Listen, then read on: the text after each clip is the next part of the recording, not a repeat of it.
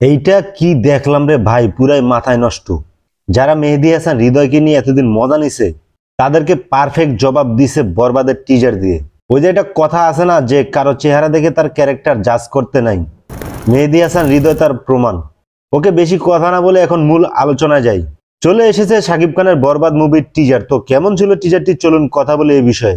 টিজারের শুরুতে একটা ডায়লগের মাধ্যমে কিছুটা ইঙ্গিত দেওয়া হয় যে বরবাদ এই মুভিতে শাকিব খানের ক্যারেক্টারটা কেমন হবে।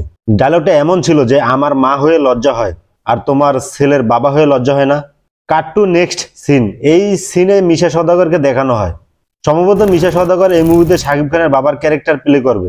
তারপর যা দেখলাম, বিশ্বাস করেন ভাই, এর জন্য আমি মোটেও প্রস্তুত ছিলাম না। শাকিব খানের প্রত্যেকটা লুক, অ্যাটিটিউড জাস্ট ওয়াও। তারপর দেখানো হয় শাকিব খান একজন ড্রাগ অ্যাডিক্টেড। তারপর বলা হয় তিনি একজন রেপিস্ট। কথা নাই বার্তা নাই, শাকিব খান কেন সবাইকে এইভাবে মারতেছে এর কিছুটা ধারণা অবশ্য দেয়া হয়েছে টিজারে। শাকিব খান এইরকম বেপরা হওয়ার কারণ হলো নিতু, প্লেড বাই ইদিকা পল। শাকিব খানের ক্যারেক্টারটা নিতুকে প্রচন্ড ভালোবাসে, তাকে না পেলে সে সবকিছু তছনছ করে দিবে। আপাতত টিজার দেখে এটাই বোঝা যাচ্ছে।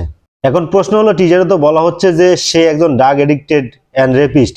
আমার মনে হয় না যে শাকিব খানের মধ্যে একজন হিরোকে এতটা নেগেটিভ শেডে দেখানো হবে।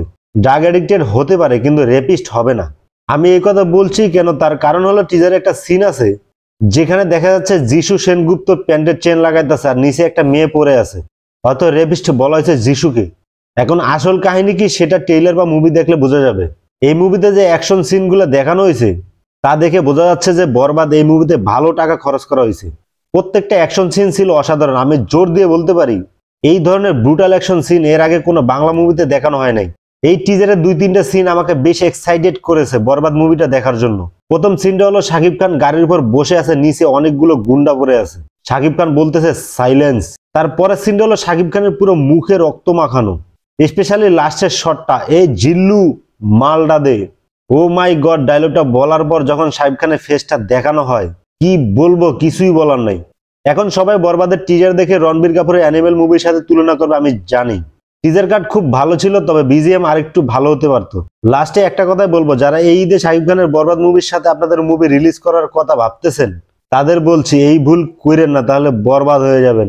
আজকের ভিডিও এই পর্যন্তই। ভিডিওটি যদি ভালো লাগে তাহলে লাইক, কমেন্ট, শেয়ার এন্ড চ্যানেলটি সাবস্ক্রাইব করুন। আল্লাহ হাফেজ।